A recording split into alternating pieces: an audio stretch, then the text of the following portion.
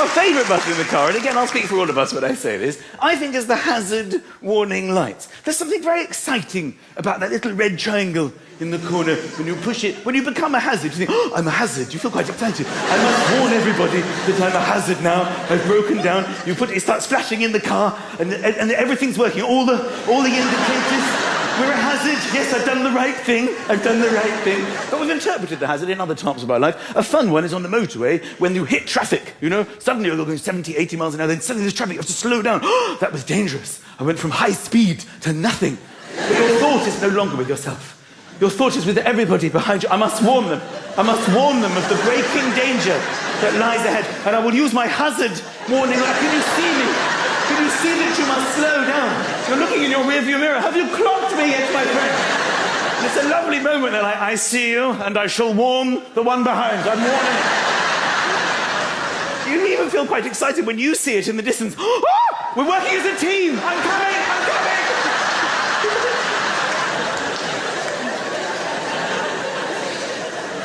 Also, to thank people. That's a big thank you, isn't it? That's the biggest thank you. Because sometimes you just acknowledge them with your hand. You know, you flash if they're in front of you to thank them. Because letting people in traffic is a big part.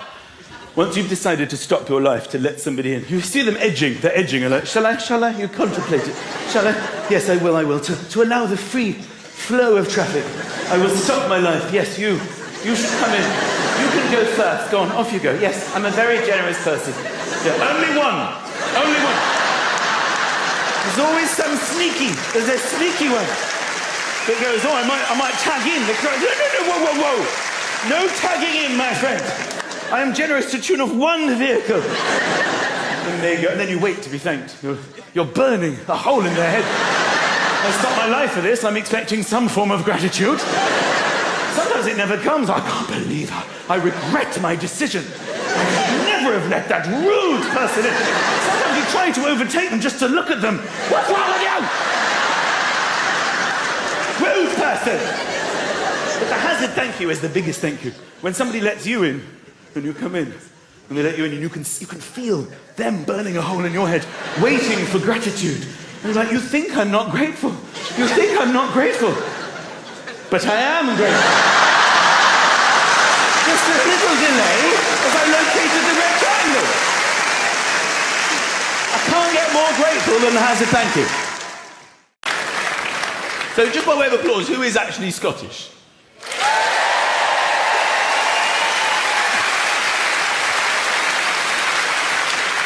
I don't think, seriously, there is anyone more patriotic in the world than the Scots. You are tremendously patriotic. Would you agree with that?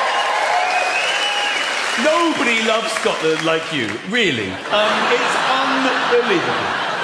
I love the way that you take things that aren't Scottish and make them Scottish. Like the egg, for example. Now, we all know what eggs are. Some of you may have had eggs today. I had eggs this morning. You've taken the egg, you've put a bit of breadcrumbs on it. That's a Scotch egg. That's our egg, eh? You don't need your English boiled eggs. You've got egg and bread and a handy testicle-shaped snack, eh? What's that you got there? Tape? Put some tartan packaging on that tape. That's Scotch tape. That's our tape. That's the best tape. None of your cello bullshit tape, eh? Every morning I wake up, a Braveheart alarm clock. Freedom! That's me up there. A couple of Scotch eggs, juggle them for a bit. Play some hopscotch, why not? Dip them in butterscotch, read the Scotsman. Have a glass of scotch, get on the Flying Scotsman, head down to London, tell them all to piss off. Yeah. Have a couple of Scotch eggs, bit more butterscotch, maybe chat up a Scottish widow on the train. Break into the Royal Bank of Scotland, steal some Scottish money, and after a thorough investigation from Scotland Yard, get off scot-free. Could you imagine a better day? There are many different supermarket options. I don't know where you shop. My wife likes to shop at Waitrose. It's the middle-class option. People are whooping Waitrose, and what they're doing, ladies and gentlemen, is they're just telling you all that they can afford Waitrose, and they love to do it. People who shop at Waitrose, they like to drop it into conversations. Sorry I'm late, I was just at Waitrose! Just so everybody knows that they can afford Waitrose. Even though they sell basically all the same stuff as other supermarkets, but they just put the prices up so people can feel good about themselves. Instead of shopping at Waitrose! Yeah. But they like to justify it, the poshies, yeah. Waitrose, it's fabulous. The food is just wonderful, It's organic. It's beyond organic, The chickens, they just sacrifice themselves. They just walk up. They walk up to the main entrance. Hi, this is my family. And we just check parents. I bought some condiments. Do what you like. Just take me. And I've never seen anybody return the trolley for the pound in the car park in Waitrose. It's simply not worth it to them. You see them coming out with their trolleys, looking for their Range Rovers. Which one is mine? I think it's this one over here. Oh, they pop the boot open as well. You see, once you've got a certain amount of money, this, and this, those days are behind you. Now they have these keys, and you push the key that closes it, that locks it, and then one that opens it, and then a boot one. And people like to pop it open. They don't wait till they get to the car. The more posh you are, the further away from the vehicle you pop the boot open. It can become quite treacherous for other people walking in the car park, because these boots start flying up all over the place. People have to walk in single file. OK, kids, just follow me so we don't get hit by the boots. People doing it at the till, people flying into airports going, oh look, there's the car, better pop the boot open, I'll go and easier to get the bags in. So they get to the Range Rover, they unload their shopping in the back, and then they see the pound, and they think, oh, I should have that, that's money, I should have that, but I can't, it's stuck. And they realise I've got to go all the way over there and plug it in to the trolley train for £1.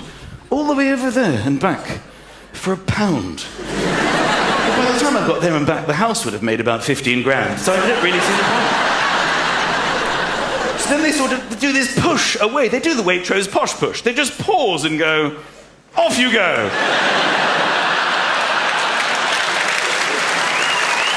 Goodbye. And then the trolley sort of rolls away and then collides with another Range Rover. There's another posh person going, what's that doing there? Off you go. There's normally someone from Aldi in the bushes. I'll have that, thank you. Shopping done on that quid, idiots. I've ordered the same takeaway for the 9 years I've been with my wife. Every time we get a takeaway, I go to the man drawer, I get the menu, we peruse it before concluding, let's get the same thing we've got every time for 9 years. What is it we are preparing ourselves for with the man drawer? What do we think might happen? Perhaps an anonymous phone call in the middle of the night? You stay there, darling, I will take the call. I've been doing a little bit of admin. Quite boring, isn't it? Admin, paying bills. They won't accept that I'm me. I keep having to prove my identity for data protection to pay my electricity bill. I don't understand it. If someone is going to impersonate me and steal my identity and pay my bills, I would actually quite like that situation. I've asked them to make a note of it. Please allow that. I don't really see it as a crime. People in prison, what are you in for? I stole Michael McIntyre's identity and paid his N-Power bill. I broke into his house and hoovered. Oh, how thoughtful. I tried to pay my gas bill, which was, well, you get straight through when you're paying a bill, don't you? Hello, British Gas, can I help you? I was like, I'd like to pay my bill, please. Can I take your reference number? They have to identify you from your number, which was at the top of the letter. I had it. But it seemed very complicated, and it had letters in it. You know, when it sort of goes on? Too many numbers and letters for me to want to get involved with. And also, when you say letters, something happens on the phone. Because when you're in front of people and you say letter M, you all know I've said the letter M. There's no ambiguity over the fact that I've just said the letter M. On the phone, you go M, and they go, is the N for November? And you go, no, M for... And then you have to think of your own word, beginning with M. But because you're not in the police force, you don't know the Alpha Bravo Tango thing. And under pressure, it can feel quite tense. M for... maniac! Anything seems to do. You feel so thrilled to get one out there. Mummy! I'm on a roll now. Mummy! Marmite! It happens with F as well. F, you go F, it's F. And they go, is that S for sugar? You go, no, that's F for Fandango!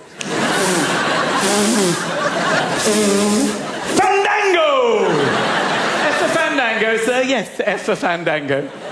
Sometimes I like to throw them a curveball for my own entertainment. G for gnome. Just to make sure they're paying attention. G for gnome, sir? Yes, G for gnome. So I said I don't have it. I didn't want to get involved in it. So I said, I don't actually have it. I don't have my reference number. Can you identify me by my name? They said, yeah, can I say your name then, please? Can I say your name, please? I said, it's Michael McIntyre. And sometimes when I say that, people recognise it. And I quite like it. I encourage it, if I'm honest. Can I say your name, please? Ladies and gentlemen, please welcome to the phone, Michael McIntyre. Hello, British girls. But this woman, genuinely, she didn't care at all. She just said, is that M-A-C or M-C? I said, it's M-C-I-N-T-Y-R-E, Michael McIntyre. She went, oh, like the comedian. And I got a little bit cocky and I said, yes, exactly like the comedian. She said, I don't find him funny, do you?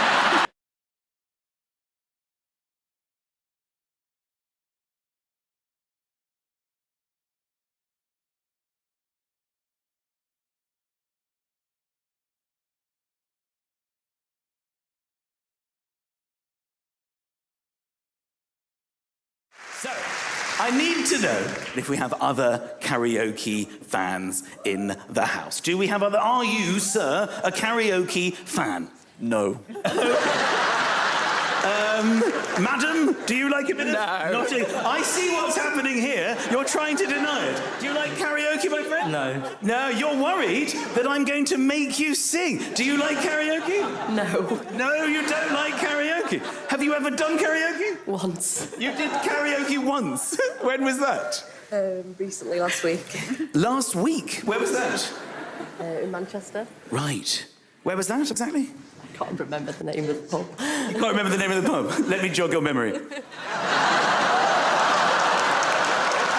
Was it this pub? Is that the pub? Ashley. Can you stand up please for me, Ashley? So, I've just heard the news, ladies and gentlemen, that Ashley has only performed karaoke once. Do you remember what you sung?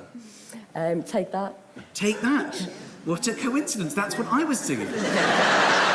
I wonder how we could find out how well you might have sung Take That. Please don't tell me we were secretly filming you doing your one and only karaoke. To find out exactly how well, Ashley, you may have sung that, who better to compare it against than the person I believe is the very best at Take That karaoke?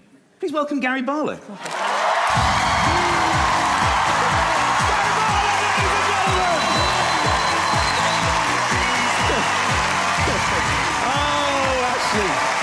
Hi, Gary. Good evening.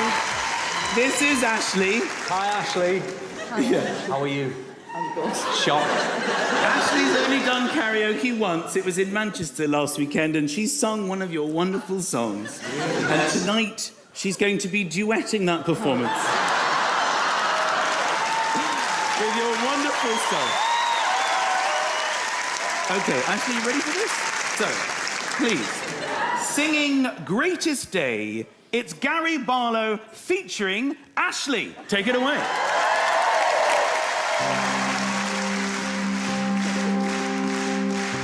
Today this could be the greatest day of our lives. Today this could be the greatest day of our lives. Oh, and the world comes alive, and the world comes alive, and the world comes alive. Oh, oh, oh, stay close to me. Well done. Well done. Okay. How did she do, Gary? With just a little bit more work, she could get there. A little workshopping. Now, what I need to tell the whole audience here, ladies and gentlemen, is that certain members of this audience are starting to panic. Because they, too, may have frequented the Millstone pub in Manchester. And, of course, by saying that, I'm talking to you, Freddie. Hey, Freddie. Lovely to meet you. Freddie, judging by that reaction, you've forgotten that you were in the Millstone pub in Manchester. Oh, no, I haven't. You didn't forget that? Yeah. That's just come back to you. It's ours now. Ladies and gentlemen, singing Rule the World, it's Gary Barlow featuring Freddie.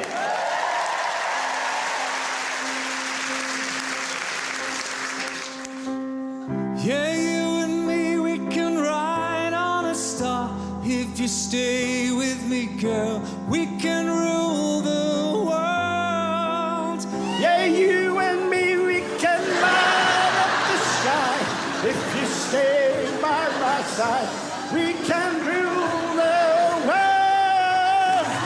Stars are up tonight, they're lighting up the skies tonight. Yeah, good performance. Gary, how was that sounding to you? Amazing. I forgot it was so high, that one. Well, if only we had more of those. If only someone else in this audience. If only someone else went to the Millstone. It's Jack, ladies and gentlemen. And here you are, Jack, singing the absolute classic, Never Forget. It's Gary Barlow featuring Jack. Take it away. At night I see the hand that reminds me of the stand that I made. The fact of reality. Never forget where you're coming from. Never pretend that it's so real.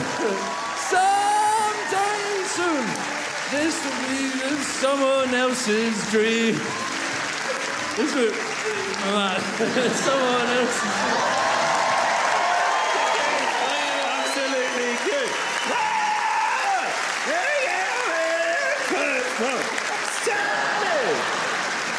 What about that one, Gary? Another high one. Another high one. Well, what a night that was. You weren't there, were you, sir? No. You weren't there. You know for a fact that you weren't there. Pauline. Pauline, what we're about to witness, Pauline, is some of the best footage of anything I've ever seen. Ladies and gentlemen, it's Pauline. Pauline, how are you? I'm well. You all right? Say hi to Gary. Hello, Gary. All right. Pauline, your karaoke was so good. No. We've broken it up into sections. No. So, singing Could It Be Magic? Oh, And I've got to be honest, it's not. it's magic. Please welcome Gary Barlow and Pauline. I could love you, yeah, build my world around you. Never leave you till my life is done. Okay, come on. Could it be mine? But you now. Come. Come into my arms. Let me feel the wonder of all of you. Sorry, no. Don't for a moment think that's it, Pauline. Pauline, before we watch this next footage, can I just confirm that have you got your bag with you tonight? Oh. Well, that's good that you've got that close by tonight. Play on, Gary. It's Gary and Pauline. Oh, could this be the magic at last? Son, me back. Baby, take me, get me back. High up on a hillside, high up where the stallion meets the sun, and dance.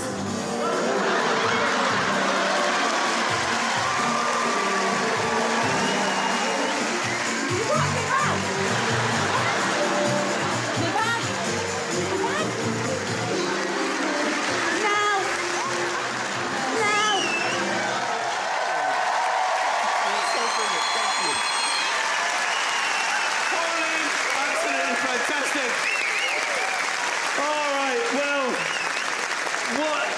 Well done for dealing with that extraordinary surprise. I have to say, anybody else, even if by accident you've been in the Millstone pub in Manchester, we have no more footage. Just out of interest, has anybody else ever sung Take That? Did it Take That karaoke? Never. No? Take That karaoke? Never. Never. Take That karaoke? You've never sung Take That karaoke? No. Never? And your wife has never?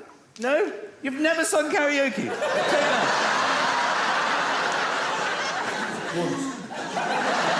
Oh, the truth comes out. You sung it once. When was that? When was that? When were we away? About 8 weeks ago. Where were you? Mallorca. Mallorca? Well, okay, well, you're safe. I'm sorry. You know, there's no way we went to Mallorca. Where was it, though, in Mallorca?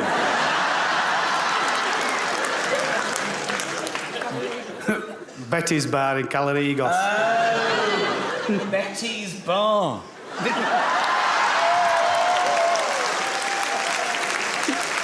Oh, dear.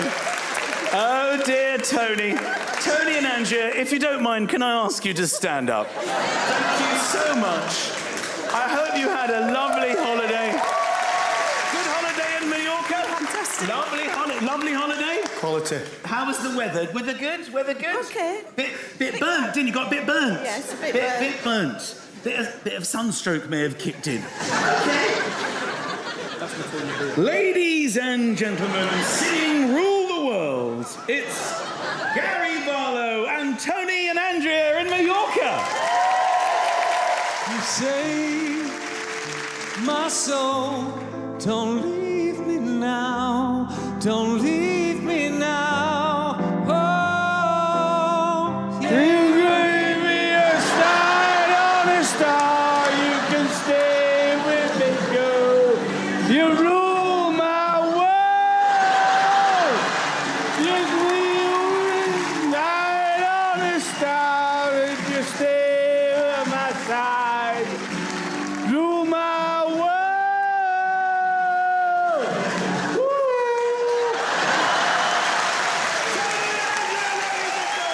Thank you so much. Thank you, Andrea. That was brilliant.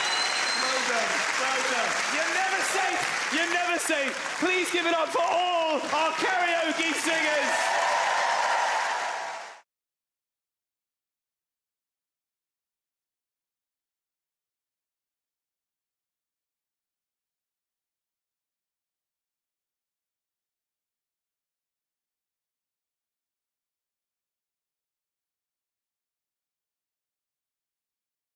Waitress. Argos is the weirdest shop on earth. Argos is the shop that said, we think shops should be like this.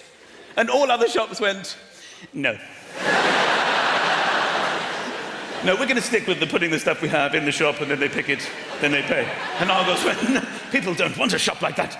They want a big book of shopping. You need to be in pretty good physical condition to get to the index of the book, don't you? You see people sort of limbering up going, "Whoa!"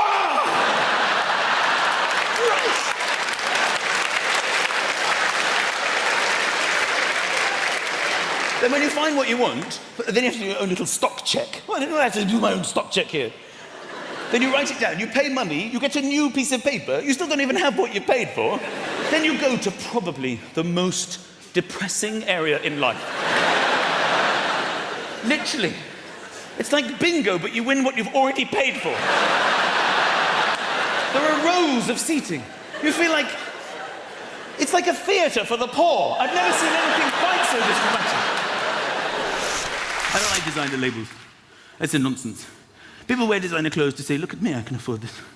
Look, I've got a little crocodile. You don't have that, do you?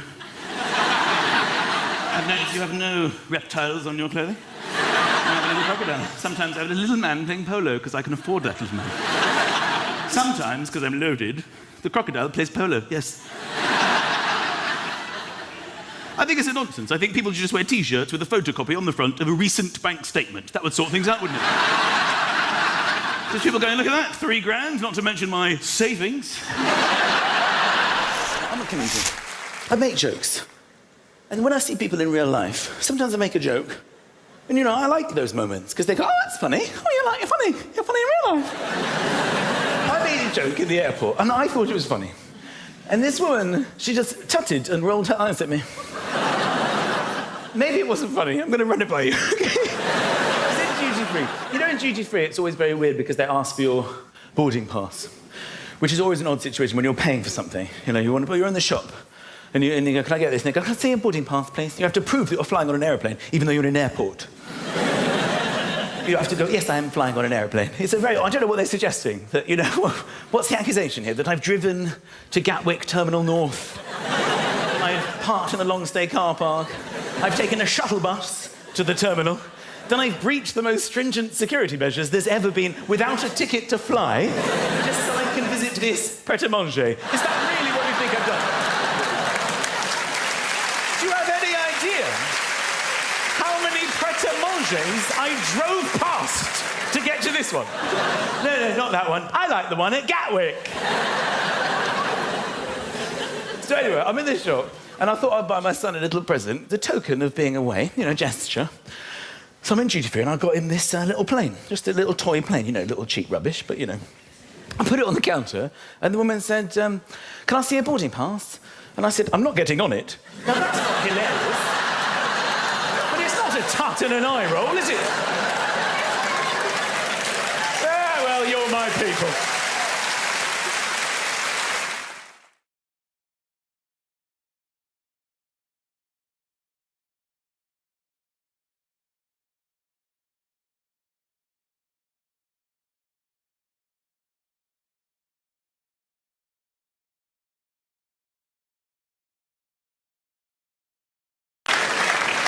So just by way of applause, who is actually Scottish?